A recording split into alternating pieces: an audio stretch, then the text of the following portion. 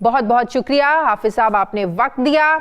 حافظ صاحب، جیسے کہ میں نے کہا کہ 2018 میں آپ نے تقریباً 23 لاکھ سے زیادہ ووٹ لیے آپ کی جماعت نے، لیکن اس کے باوجود بھی سیاسی منظرنامے سے آپ لوگ غائب رہنے لگے۔ موجودہ حالات میں جو انتخابات ہونے جا رہے ہیں، تحریک لبیک پاکستان اس میں اپنے آپ کو کہاں دیکھتی ہے، کہاں ریٹ کرتی ہے؟ وعلیکم السلام، بہت شکریہ جی آپ کا۔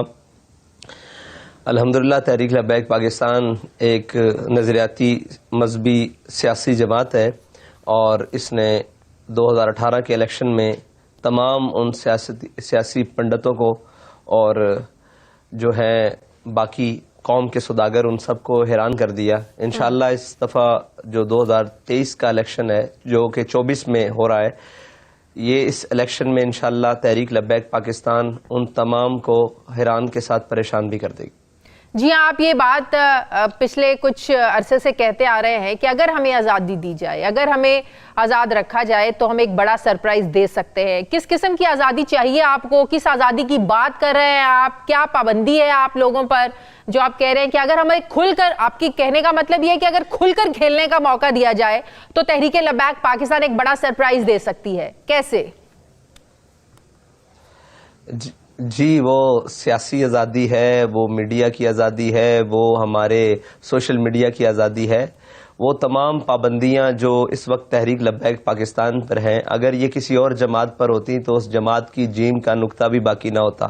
تحریک لبیک پاکستان اتنے سخت اور کٹھن مراحل سے گزرتی ہوئی آج بھی اپنے منزل کی جانب رواں دواں ہے، اور وہ تمام پابندیاں وہ تمام آزادیاں جو باقی تمام سیاسی جماعتوں کو ہیں، اور اتنے بڑے جرم کرنے کے باوجود بھی آج وہ میڈیا کی زیب و زینت ہیں، آج وہ سوشل میڈیا کے اوپر آزادانہ اپنا موقف رکھ رہے ہیں، آج وہ پرنٹ میڈیا کی زیب و زینت ہے، پرنٹ میڈیا پر ان کا جو ہے وہ موقف وہ چھپتا ہے، آج ان کے لیے سارے بات کرنے کے تیار ہیں۔ لیکن جب تحریک لبیک پاکستان کی باری آتی ہے تو ان کے پاس مجمع کراؤڈ بھی ان کے پاس سب سے زیادہ، اور چارج کراؤڈ، پھر ان کے پاس تنظیمی سٹرکچر، جماعتی سٹرکچر بھی ان کے پاس سب سے مضبوط، پھر ان کے پاس سیاسی منشور، مذہبی منشور، ان کے معاملات وہ تمام مضبوط ہونے کے باوجود یہ وہ تمام طبقے جو پاکستان کے اندر ہیں ان کی ناپسندگی کا شکار، اور خصوصاً میڈیا اور خصوصاً ہمارے وہ تمام طبقات جو اس پاکستان کے اوپر جو اقلیدی کردار پہ ہے، وہ تمام کی ناپسندگی کی وجہ سے تحریک لبیک پاکستان کو آج تک کبھی اس کا حق نہیں دیا گیا۔ سوشل میڈیا پر تو آج تک کسی کا زور چلا ہی نہیں ہے۔ آپ تحریک انصاف کی مثال لے لیں، تحریک انصاف کے سوشل میڈیا کو بڑا دبانے کی بھی کوشش کی گئی، اور جماعتوں کے سوشل میڈیا کو بہت زیادہ دبانے کی کوشش کی گئی۔ اس میں کوئی شک نہیں ہے کہ تحریک انصاف کا سوشل میڈیا ہمیشہ سٹرونگ رہا ہے۔ تو سوشل میڈیا پر تو کس نے آپ لوگوں پر پابندی لگائی؟ سوشل میڈیا ہی تو ایک میڈیا ہے جو اس وقت پاکستان میں جسے ہم آزاد کہہ سکتے ہیں۔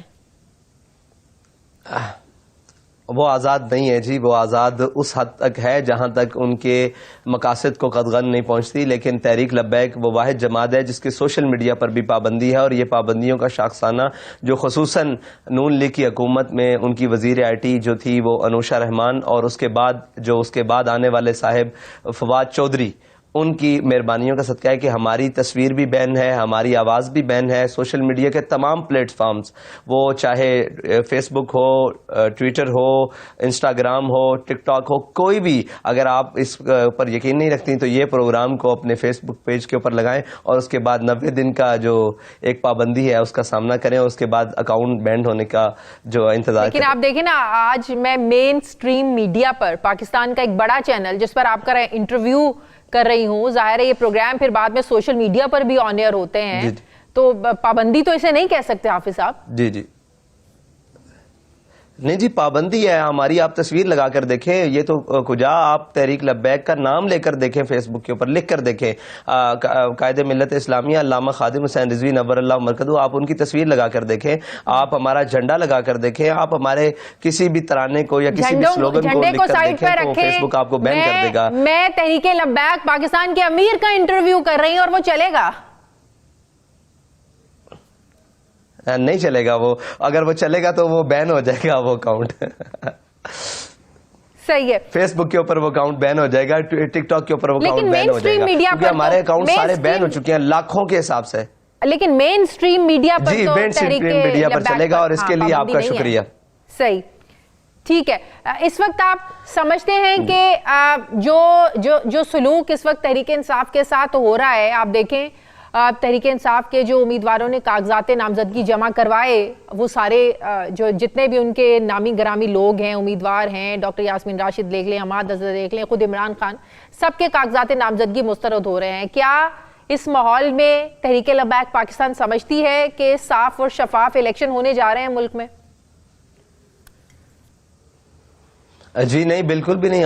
ہم یہ سمجھتے ہیں کہ ہر پاکستانی کو یہ حق حاصل ہے کہ وہ آزاد حیثیت سے یا کسی پارٹی کے ساتھ منسلک ہو کر جو الیکشن کمیشن میں رجسٹرڈ ہے اس کے ساتھ وہ الیکشن لڑے. اور یہ تو الیکشن سے پہلے وہ لیونگ پلینگ فیلڈ ہو رہی ہے, اور اس کو ہم لیول پلینگ فیلڈ ہو رہی ہے, ہم اس کو نہیں جائز سمجھتے اور ان ساری چیزوں کو ناجائز سمجھتے ہیں. اور یہ الیکشن سے پہلے ہی سلیکشن کی جو وضاحتیں اور آثار ہیں وہ نظر آنے شروع ہو گئے اور پاکستان کی سیاست پر منڈلا رہے ہیں. آپ لوگوں کو کہیں جلسے کرنے سے روکا گیا, کہیں جلسے کی اجازت نہیں ملی؟ کہ آپ لوگوں کی کیمپین میں بھی جو تحریک انصاف کے لوگوں کے ساتھ ہو رہا ہے, آپ لوگوں کے ساتھ بھی ایسا ہو رہا ہے؟ بڑی دیر کی مہربان آتے آتے ہم تو یہ گزار آئے ہیں. ہمارے ساتھ تو وہ کچھ ہوا جو ابھی تک تحریک انصاف کے ساتھ نہیں ہوا. ہمارے ساتھ تو وہ کچھ ہوا کہ ہمارے جھنڈے پر بھی بین لگا دیا گیا, ہماری پارٹی پر بھی بین لگا دیا گیا, ہمارے سلوگنز پر بھی بین لگا دیا گیا, ہمارے سارے قائدین کو اٹھا کر جیلوں میں بند کر دیا گیا. ہمارے ساتھ تو اس سے بہت برا سلوک کیا گیا جو کبھی میڈیا کی زیب و زینت نہیں بنا. لیکن ہم یہ بھی نہیں کہتے مکافات عمل ہے, ہم آج بھی ایسے تمام اعمال کی مذمت کرتے ہیں جو پاکستانی قوم کے اوپر مسلط کیے جائیں. لیکن آپ نہیں سمجھتے تحریک لبیک کے کارکنان جو پھر رویہ رکھتے تھے, جس طریقے سے روڈز کو بلاک کر دینا, اس جگہ پر جیمرز ہی لگ جاتے تھے, زندگی کے معمولات زندگی وہاں پر رک کر رہ جاتے تھے, کیا تحریک لبیک کے کارکنوں کا بالکل مہذب معاشروں میں احتجاج بھی ہوتے ہیں, مظاہرے بھی ہوتے ہیں, لیکن ایسے احتجاج اور مظاہرے جہاں پر لوگوں کی زندگیاں جو ہیں وہ بالکل معمولات ان کے رک کر رہ جائیں, آپ ان کے رستے روک دیں, ایمبولینسز کو بھی جانے کی اجازت نہ ہو, پتہ نہ ہو کہ صبح کوئی اسکول, یونیورسٹی, دفتر میں پہنچ سکے گا یا نہیں پہنچ سکے گا, کیا کارکنوں کا یہ رویہ آپ لوگوں کے درست رہا ہے ماضی میں؟ دیکھیں, یہ تمام قدغنیں جو ہم پر تھوپی جاتی تھی کہ یہ کرتے ہیں, ہم نے کی وہ ناموس رسالت کے لیے, ختم نبوت کے لیے, لیکن وہ سارے اعمال ان تمام سیاسی جماعتوں نے اپنے قائدین کے لیے, اپنے مفادات کے لیے, اپنے نظریے کے لیے کیے. تو کیا وہ درست تھا؟ اگر وہ درست نہیں تو ہم یہ کہتے ہیں کہ ہمارے اعمال اس لیے درست تھے, ہم نے وہ طریقہ اس لیے اپنایا کہ ہم احتجاج کے لیے 22 دن روڈوں کے گرد بیٹھے رہے, کسی نے آواز تک نہیں سنی جب تک روڈ بند نہیں ہوئے. لاسٹ ٹائم جب وزیر آباد میں یہاں سے لانگ مارچ وزیر آباد کی جانب چلا تو 13 دن تک لوگ روڈوں کے دونوں جانب بیٹھے رہے اور مہذب احتجاج کیا. لیکن آپ مجھے یہ بتائیں کہ پاکستان میں کوئی ایسی جگہ ہے جہاں مہذب طریقے سے یا مہذب احتجاج کو قبول کیا جاتا ہو؟ یہاں تو ہر اس طریقے کو قبول کیا جاتا ہے جو گلے کو پڑتا ہے. تو ہم ناموس رسالت کے لیے آخری حد تک گئے ہیں اور انشاءاللہ آئندہ بھی جانے کے لیے تیار ہیں. صحیح, آپ لوگ خلافت کی بات کرتے ہیں, دین اسلام کی بات کرتے ہیں, تو خادم حسین رضوی کی وفات کے بعد ہم اسلام کی بات کرتے ہیں, جی اسلام کی بات کرتے ہیں, آپ خلافت کی بھی بات کرتے ہیں. آپ لوگوں سے جب سوال ہو کہ جی ہم اسلام کی بات پہلے کرتے ہیں. ٹھیک ہے, آپ لوگوں سے جب یہ سوال ہو کہ خادم حسین رضوی صاحب کی وفات کے بعد ان کا بیٹا ہی امیر کیوں بنا, تو اس پر آپ لوگ جواب دیتے ہیں کہ مجلس شورا کا فیصلہ تھا. یہی باقی پارٹیاں بھی کرتے ہیں, وہ ان میں جو ان کے انٹرا پارٹی انتخابات ہوتے ہیں وہاں تو مقابلے کروائے نہیں جاتے ہیں. تو بات یہ ہے کہ پھر آپ کی پارٹی میں اور دوسری پارٹیوں میں تو پھر کوئی فرق نہیں ہے, خادم حسین رضوی کا بیٹا ہی کیوں آگے آیا؟ دیکھیں, یہ تو صاف ظاہر سی طے بات ہے کہ یہ ہماری مجلس شورا کا فیصلہ ہے, اور میں آج بھی یہ سر عام کہتا ہوں کہ اگر ہماری مجلس شورا کسی مقام پر بھی کوئی فیصلہ کرے کہ ہمارا امیر یا ہماری پارٹی کا چیئرمین وہ ہوگا, تو سعد رضوی بحیثیت کارکن کام کرنے کے لیے تیار تھا, اور مجھے فخر ہے کہ میں پہلے بھی کارکن تھا اور آئندہ بھی کارکن انشاءاللہ بن کے کام کروں گا. یہ تو لڑائی نہیں ہے, لڑائی یہ ہے, بات یہ ہے کہ علامہ خادم حسین رضوی نے جو نظریہ دیا وہ آگے چل رہا ہے یا نہیں. اگر نہیں چل رہا تو وہ پارٹی چیئرمین غلط ہے, وہ کوئی بھی ہو. اگر چل رہا ہے تو پھر مناسب طریقے سے کام کو آگے بڑھنا چاہیے. لیکن کیا یہ بات درست نہیں ہے کہ پارٹی کے اندر آپ لوگوں کی پارٹی کے اندر یہ تنقید ہوتی ہے, جب آپ کو بنایا گیا اس وقت بھی تنقید ہوئی اور آج بھی یہ تنقید ہے پارٹی کے اندر؟ دیکھیں پارٹی کے اندر تنقید جو ہے نا وہ ہر مسئلے میں اختلاف موجود ہے، دنیا کے ہر مسئلے میں. وہ تو ایک گھر میں بھی اختلاف چار بھائیوں کا مختلف طریقوں سے موجود ہے، لیکن یہ گنا جاتا ہے کہ ہم اکثریت اور صاحب الرائے کا فیصلہ کیا ہے. تو اکثریت اور صاحب الرائے کا فیصلے کو قبول کیا جاتا ہے، وہ آج تبدیل کریں، ہم آج قبول کرنے کے لیے تیار ہیں. صحیح. آنے والے ہماری پارٹی کے اندر ابھی تک تو ایسے مسائل نہیں ہیں. صحیح. کیا آنے والے انتخابات میں تحریک لبیک پاکستان کو کسی پارٹی کی طرف سے الائنس کرنے کی، اتحاد کرنے کی، سیٹ ایڈجسٹمنٹ کی آفر کی گئی؟ اگر کی گئی کس پارٹی کی طرف سے کی گئی اور آپ کرنا چاہتے ہیں؟ تحریک لبیک پاکستان کرنا چاہتی ہے سیٹ ایڈجسٹمنٹ؟ دیکھیں ہمارے پاس بہت سارے سیاسی قائدین، سیاسی جماعتوں کے نمائندگان وہ تشریف لا رہے ہیں اور وہ ہمارے ساتھ بات چیت کر رہے ہیں اور اس پر بات چیت بھی جاری ہے. لیکن ہم ہر اس سیاسی جماعت سے سیٹ ایڈجسٹمنٹ یا اتحاد کرنے کے لیے تیار ہیں جو ناموس رسالت، ختم نبوت اور دین اسلام کے اس نظریے پر آ جائے تو جو تحریک لبیک پاکستان آگے لے کر چل رہی ہے.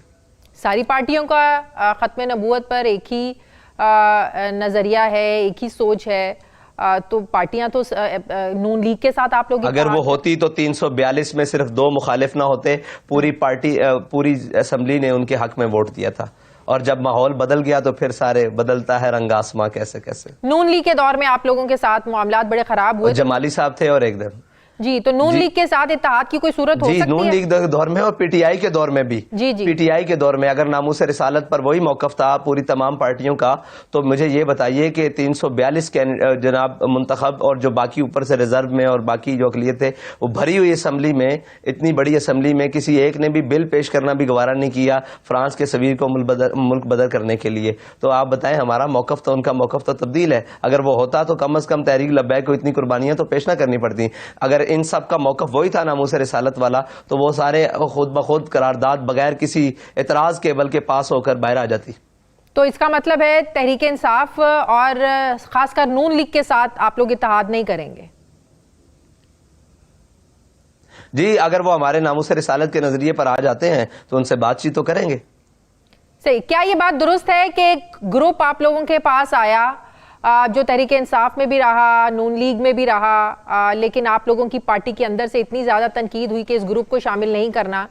یہ تو ان لوگوں کے ساتھ ہر دفعہ جاتے ہیں، ان کا کوئی نظریہ نہیں ہے جو تحریک لبیک پاکستان کا ایک نظریہ ہے، یہ نظریے کے تحت نہیں آ رہے ہیں، یہ اپنے فوائد، سیاسی فائدے کے لیے آ رہے ہیں. کیا یہ بات درست ہے کہ اس گروپ کو شامل کرنے سے انکار کیا گیا؟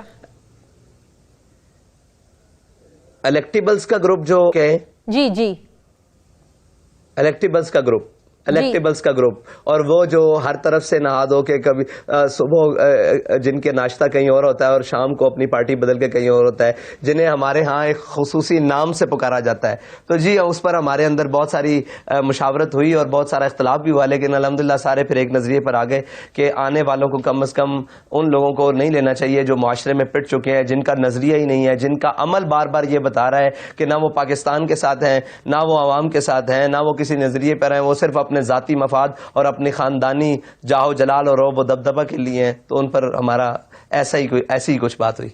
تو پنجاب میں آپ سمجھتے ہیں کہ سیٹ ایڈجسٹمنٹ کر کے ہی تحریک لبیک پاکستان سیٹس نکال سکتی ہے؟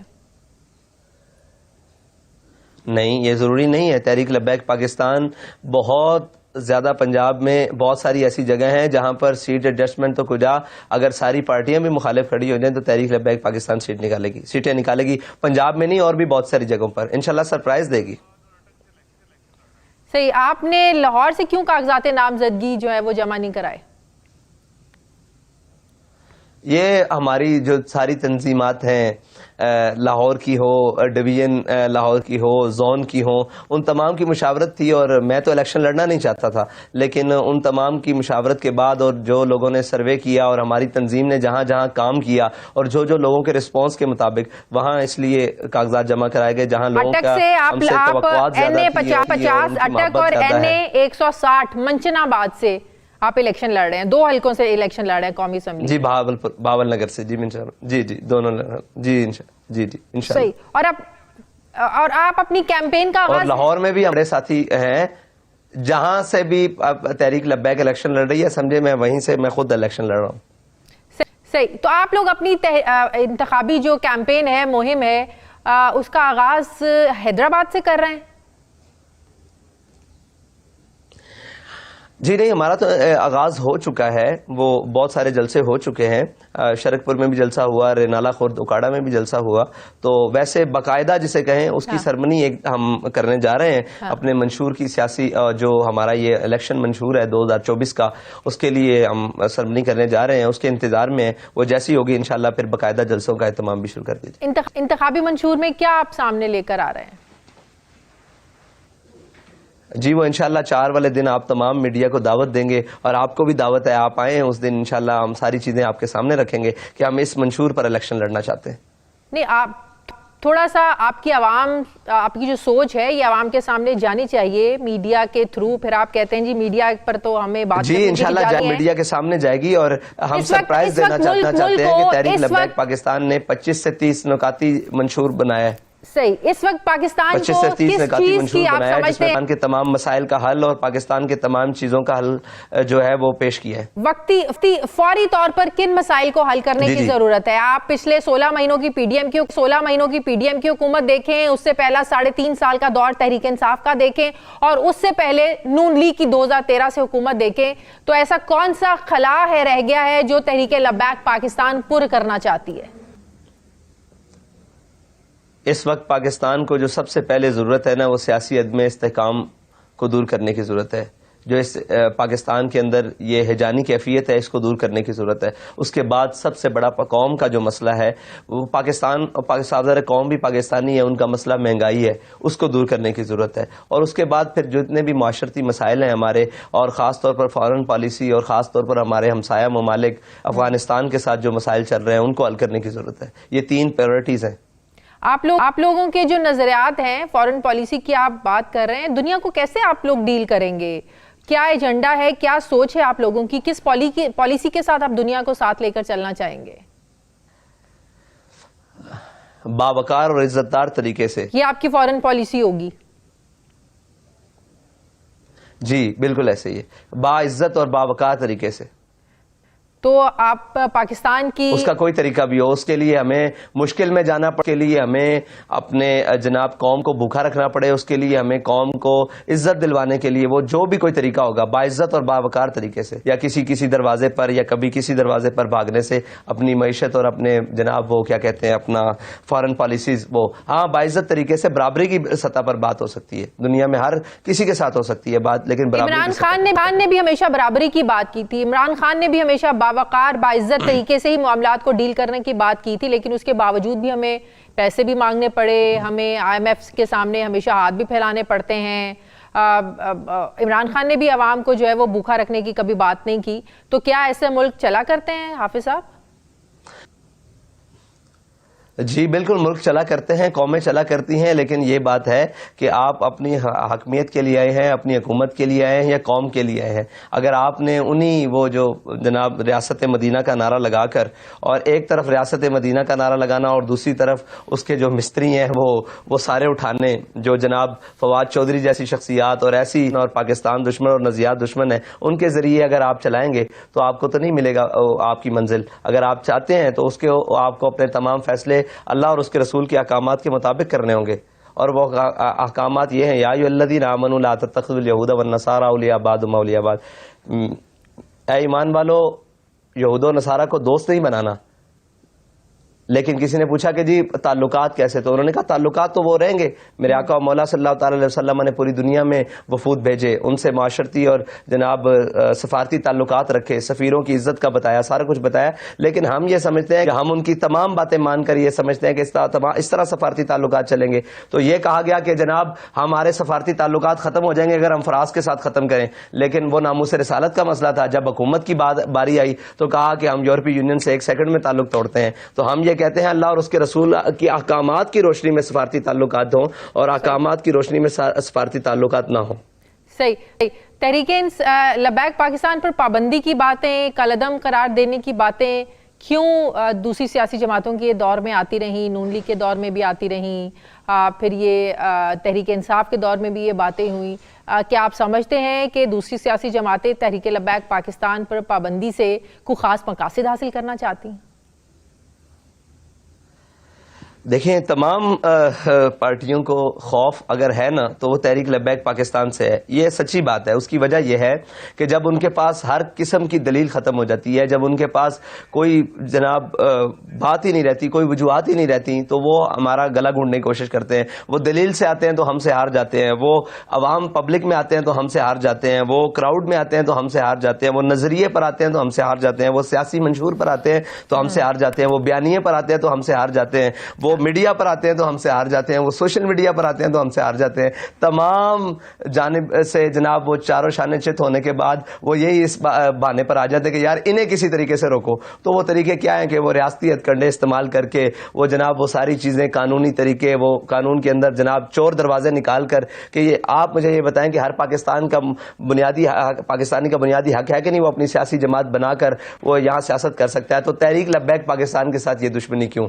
اس کا سیاسی طرز عمل سے آپ اختلاف کریں لیکن اس کی پارٹی سے اس کے اوپر کالعدم کی بات کیوں؟ اور یہی عمل جو باقی جماعتوں نے کیے ہیں, اگر خدا نہ خواستہ تحریک لبیک نے کیا ہوتا تو یہ ساری باتیں آتی. دیکھیں جی اسلام یہ سکھاتا ہے کہ اپنے ملک کے اندر یہ کرو. تو آج تو کسی نے یہ نہیں کہا کہ سیاست یہ سکھاتی ہے کہ جناب آپ ایسے کریں. آج تو کسی نے یہ نہیں کہا کہ جناب فلاں یہ سکھاتا ہے. جب ہم کوئی بات کریں تو ڈائریکٹ اسلام پر, اور یہ کوئی بھی عمل کر جاتے ہیں جناب وہ کیا کہتے ہیں خود بدلتے نہیں قرآن کو بدلتے ہیں لوگ, اور کس درجہ ہوئے بے توفیق فقیہان حرم. بس اتنی سی بات ہے.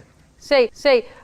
میں بہت اپریشیٹ کرتی ہوں کہ آپ نے ہر طرح کے سوالوں کا بڑا ہمبلی, بڑا پیسفلی آپ نے جواب دیا, کیونکہ ہم نے علامہ خادم حسین رضوی صاحب کے بھی انٹرویوز دیکھے بھی ہیں اور ان کا غصہ اور وہ جلالیت پھر ہم لوگوں نے دیکھی ہے. تو بڑا اچھا لگا آپ سے بات کر کے. لیکن ان کا غصہ اور صرف اللہ اور اس کے رسول کے لیے جی, تو صرف ایک اور ریکویسٹ, ان کا جلال ہی تھا جو قوم کو یہاں تک ہے, ورنہ اللہ نے ایک پہلی قوموں کو ایک گناہ پر پتھروں کے عذاب پہ رہے ہیں. وہ صرف جلال اور ان کا جلال سارا حضور کی عزت کے لیے تھا. وہ جلال ہم میں اس طرح تو نہیں لیکن موجود ضرور ہے. صحیح. لیکن تحریک لبیک پاکستان کوئی کمپرومائز نہیں. باقی تو جو ورکر ہے یہ ایک دیکھنے میں آیا ہے کہ تنقید برداشت نہیں کرتے, غصے میں آ جاتے ہیں, جذبات پر قابو نہیں رکھ پاتے. ہم نے دیکھا ہے جماعت اسلامی میں ایک تربیتی کنونشن انہوں نے بنایا ہے اپنی پارٹی کے اندر, جہاں پہ لوگوں کو باقاعدہ تربیت دی جاتی ہے کہ آپ نے تنقید کو کیسے برداشت کرنا ہے, کیسے سوالوں کے جواب دینے ہیں, کیسے آپ نے اپنے جذبات پر قابو رکھنا ہے. باقاعدہ جماعت اسلامی کے لوگ جو ہیں وہ تربیت دیتے ہیں. تو کیا ایسا کوئی تربیتی کنونشن آپ لوگوں کی پارٹی میں بھی موجود ہے ورکرز کو ہینڈل کرنے کے لیے, ان کی تربیت کے لیے, کہ کیسے انہوں نے تنقید کو برداشت کرنا ہے؟ گالی کا جواب گالی سے نہیں دینا. تمام ورکرز جو ہے نا, جی نہیں, جواب گالی کا جواب اخلاق سے دینا ہے, اور وہ اخلاق الحمدللہ بدرجہ اتم ہم سب میں موجود ہے اور تحریک لبیک کے تمام کارکنوں میں موجود ہے. صرف فرق اتنا ہے کہ باقی تمام جو پارٹی لیڈران ہیں وہ جب بات آتی ہے اپنے لیڈر پر تو وہ تمام چیزیں چھوڑ دیتے ہیں. ابھی تک کسی بھی تحریک لبیک کے کسی کارکن نے یا ذمہ دار نے کسی لائیو شو میں بیٹھ کر اپنے لیڈر کی خاطر دوسرے کو تھپڑ نہیں مارا, گالی نہیں دی, ماں بہن نہیں پکاری. ہم یہ سارے تماشے میڈیا پر دیکھ رہے ہیں اور وہ ہمیں کہتے ہیں چور الٹا کوتوال کو ڈانٹے کہ یہ بدتمیز ہے. حالانکہ ایسا نہیں ہے. ہمارے کارکنان جب دلیل نہیں باقی رہتی تو اگلا بدتمیزی کرے گا تو اس کو کیا ہار پہنائیں گے, اس کو اس کی زبان میں جواب تو دینا پڑے گا. ہمارے ابھی تک کسی کارکن نے کسی میڈیا والے کو, کسی اینکر کو برا بھلا کہیں تھپڑ مارا ہو, لیکن یہاں تو آپ دیکھیں ہمارے سامنے یہ ابھی بہت بڑے شوز آپ نے بھی دیکھا ہوگا, اس کے اندر صرف اپنے لیڈر کی خاطر لٹا کے مکے بھی چلے اور کرسیاں بھی چلی. تو ہم معظم ہیں یا وہ معظم ہے؟ ہمارے کارکنان الحمدللہ ابھی تک کوئی بھی ایک کارکن, ایک قائد, کوئی ایسا ایک ذمہ دار اس نہج تک نہیں پہنچا. تو الحمدللہ ہم ان سے ہزارہ درجے بہتر ہیں. بہت بہت شکریہ. تحریک لبیک پاکستان کے امیر حافظ سعد